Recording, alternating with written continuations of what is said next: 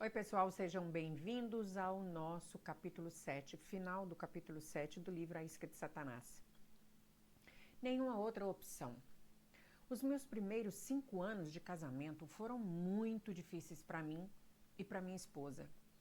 Nós nos magoamos tanto que parecia impossível salvar o relacionamento amoroso que tínhamos no passado.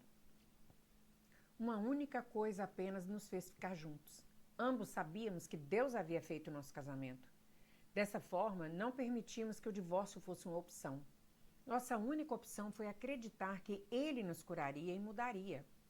Nós dois nos comprometemos em seguir esse processo, sem nos importarmos com a dor que teríamos de sofrer. Quando pensava em desistir, lembrava-me das promessas que Deus havia feito sobre o nosso casamento. Não estava preparado para abandonar o que Deus tinha designado e decretado para a nossa união. Uma promessa que Deus fez era de que eu e minha esposa teríamos um ministério juntos. Quando nos deu essa revelação, pensei, posso facilmente ver isso. Suas mãos estão sobre nós dois para o ministério.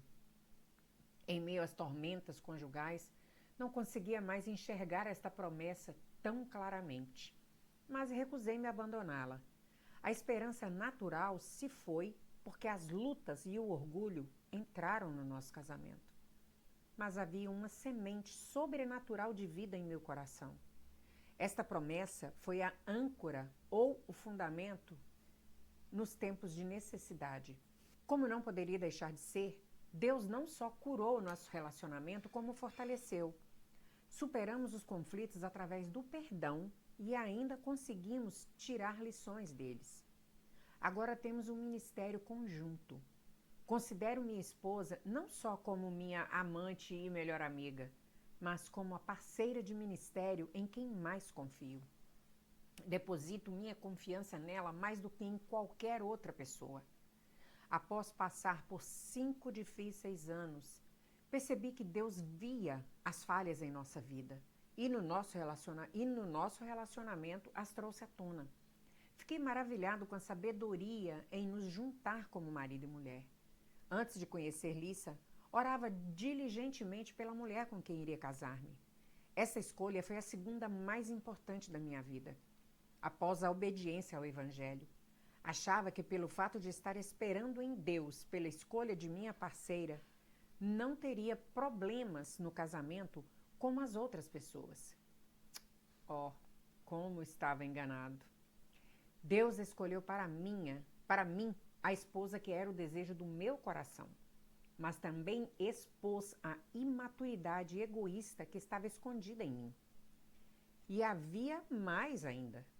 Fugir dos conflitos e optar pelo divórcio ou ocupá-la apenas teria soterrado minha imaturidade sobre outra camada de falsa proteção chamada ofensa. O conhecimento da palavra de Deus para o casamento me impediu de fugir. Preciso agora desviar um pouco do assunto principal desse capítulo. Alguns de vocês devem estar pensando, ainda não era convertido quando me casei. Tenho o seguinte para te dizer. Ora, os casados ordeno, não eu, mas o Senhor, que a mulher não se separe do marido.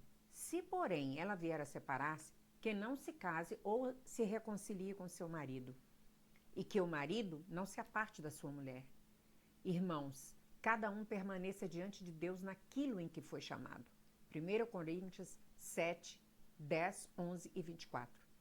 Deixe que essa palavra de aliança de casamento seja estabelecida em seu coração para que você não perca a firmeza por causa da ofensa ou armadilha. Então, busque o Senhor para que tenha revelação da palavra para o seu casamento. Alguns de vocês talvez não tenham casado na vontade de Deus, mesmo sendo crentes. Para ser abençoado por Deus num casamento, você precisa, inicialmente, arrepender-se de não tê-lo buscado antes de se casar, e assim será perdoado. Entenda em seu coração que 2 coisas erradas não formam uma certa. Quebrar a aliança por causa de ofensa não é a resposta. Dessa forma, busque a palavra do Senhor para o seu casamento. A rocha firme. A palavra de Deus revelada é a rocha firme onde devemos construir nossa vida em ministério. Inúmeras pessoas me contam que já pertenceram a várias igrejas ou ministérios em curto espaço de tempo. Meu coração se entristece quando vejo como são movidas pelas provações e não pela direção de Deus. Essas pessoas se gabam apontando os erros dos outros ou dizendo como elas ou outras pessoas foram maltratadas. Sentem que estão justificando sua decisão. Mas seu raciocínio é só uma outra camada de engano que impede de ver a ofensa ou suas próprias falhas de caráter. Elas descrevem o seu relacionamento ou a igreja atual como temporário, ou o lugar onde Deus me quer agora. Já até mesmo ouvi um homem dizer: estou apenas emprestado para essa igreja. Fazem essa afirmação porque se algo der errado, tem uma saída de emergência. Não possuem fundamento para permanecer no lugar onde vão. As tempestades podem facilmente levá-las a outro porto. Para onde poderíamos ir? Voltando ao exemplo de Jesus, quando pergunta aos discípulos quem dizem que ele é, podemos ver a estabilidade que advém quando e conhecemos a vontade de Deus revelada. Veja Simão Pedro.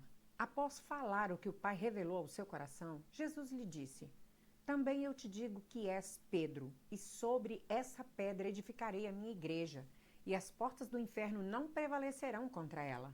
Mateus 16, 18. Jesus mudou o nome de Simão para Pedro. Isso é muito significativo, porque o nome Simão quer dizer ouvir.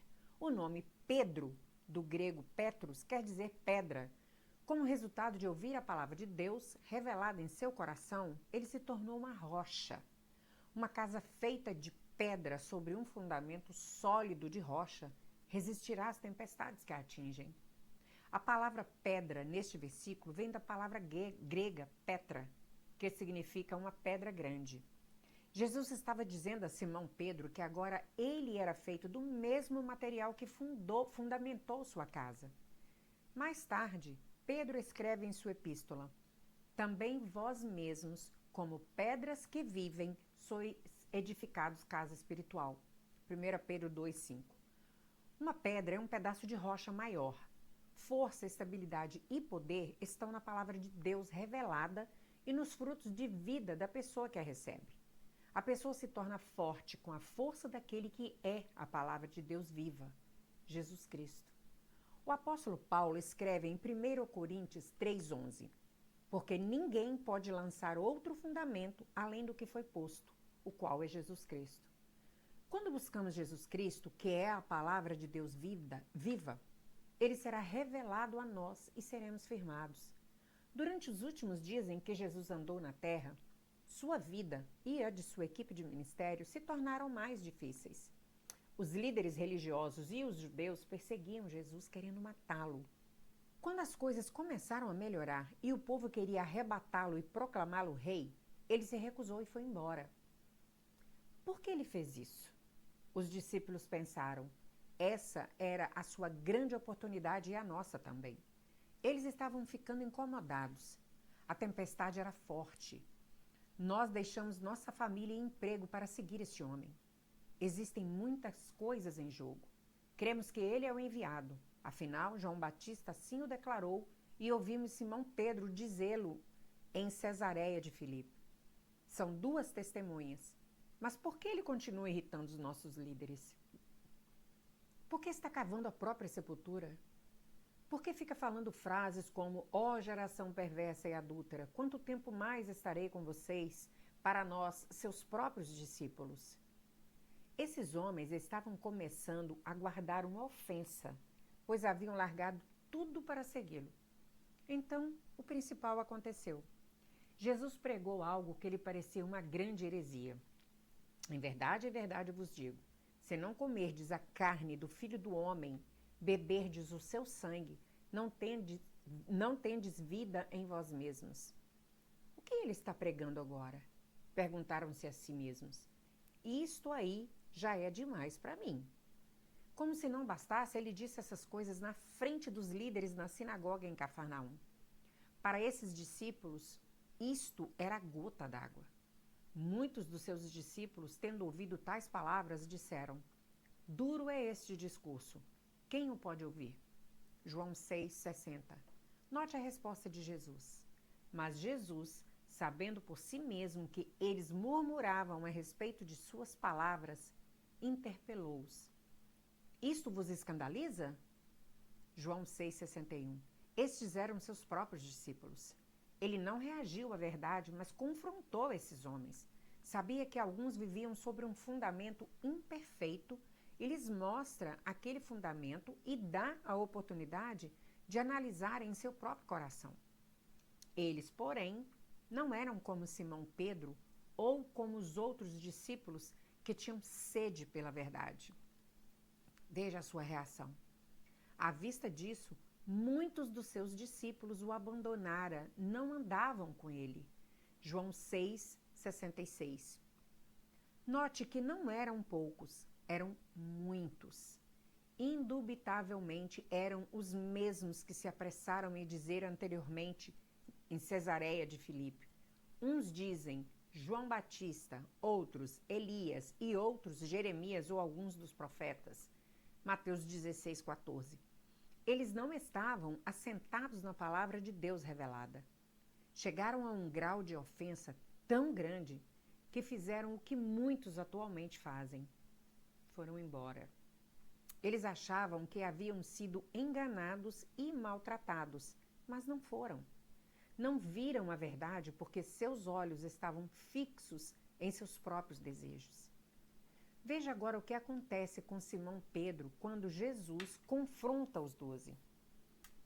Então, perguntou Jesus aos 12, porventura, quereis também vós outros retirar-vos? Respondeu-lhe Simão Pedro, Senhor, para quem iremos? Tu tens as palavras de vida eterna, e nós temos crido e conhecido que tu és o Santo de Deus. João 6, do 67 ao 69. Jesus não implorou a esses homens, por favor, não se vão, acabei de perder a maior parte da minha equipe.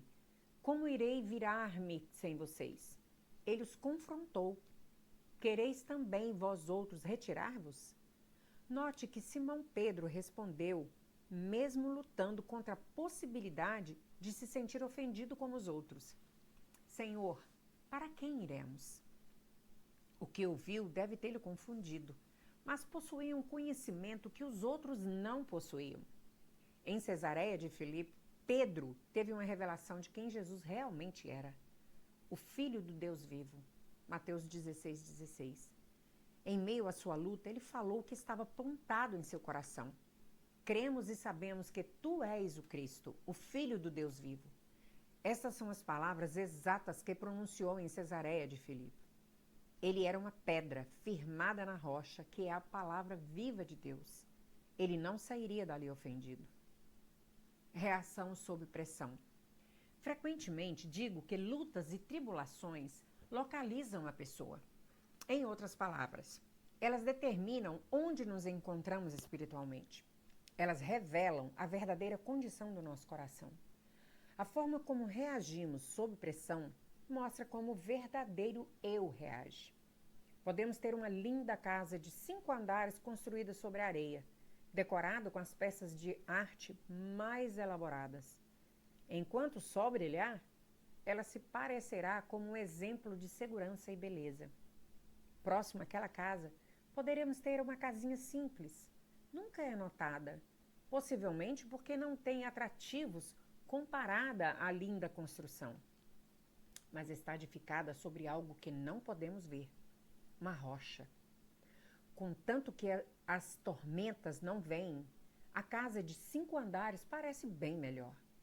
Mas quando se depara com uma grande tempestade, ela desaba e é destruída. Ela pode até sobreviver a algumas chuvas, mas não a um furacão.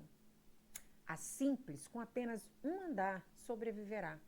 Quanto maior a casa, pior a queda.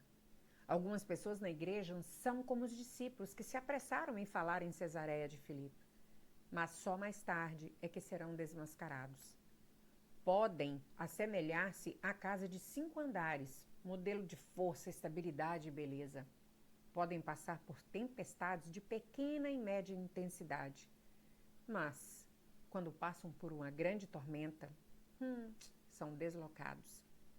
Tenha certeza de que construiu sua vida na palavra revelada de Deus e não no que os outros dizem. Continue buscando ao Senhor e ouvindo o seu próprio coração.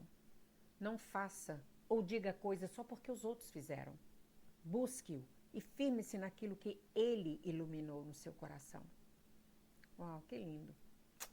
Terminamos aqui o capítulo 7, pessoal. Fiquem todos com Deus, que Deus ilumine a vida e o coração de cada um de vocês. E se você ainda não é inscrito no nosso canal, por favor, se inscreva agora. E vejo você no capítulo 8. Até mais!